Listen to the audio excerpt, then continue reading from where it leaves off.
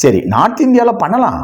அது production value இருக்கணும், budget இருக்கணும், பணம் இருக்கணும், எல்லாம் பண்ணணும். அது இல்லாமல் இவ்வளோ ஒரு எக்ஸ்பென்ஸ் நம்ம இவ்வளோ பணத்தை ஸ்பெண்ட் பண்ணுறோன்னா அது வந்து கேரி பண்ணக்கூடிய அளவுக்கு நம்ம கமர்ஷியலான ஒரு ஆர்டிஸ்ட் வேணும். ஆனால் நம்ம படத்தில் கமர்ஷியலான ஆர்டிஸ்ட் 2 பேர் இருக்காங்க. ஆனால் அவங்கள நம்பி எப்படி சுரேஷ் இவ்வளோ நம்ம பண்ண முடியும்? இல்லை சார், நான் கொடுத்த பட்ஜெட்டில் நான் நார்த் இந்தியாலேயே நான் பண்ணிடுவேன் சார்.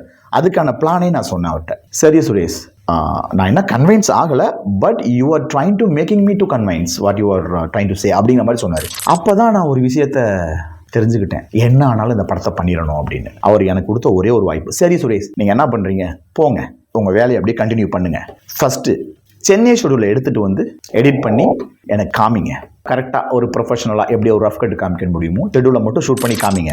நான் சாட்டிஸ்ஃபைடு ஆனேன்னா இந்த ப்ராஜெக்டை வந்து கண்டினியூ பண்ணி நம்ம கரெக்டாக முடிச்சிடலாம் அப்படின்னு சொன்னார். எனக்கு தூக்கி வாரி போட்டுச்சு. ஏன்னா ஃபுல்லாக ஒருத்தர் ஹோப் கொடுக்கறது வேற, ஒருத்தர் வந்து ஹோப் கொடுத்துருக்காரு ஆனால் ஃபுல்லாக கொடுக்கலங்கிறது வேற.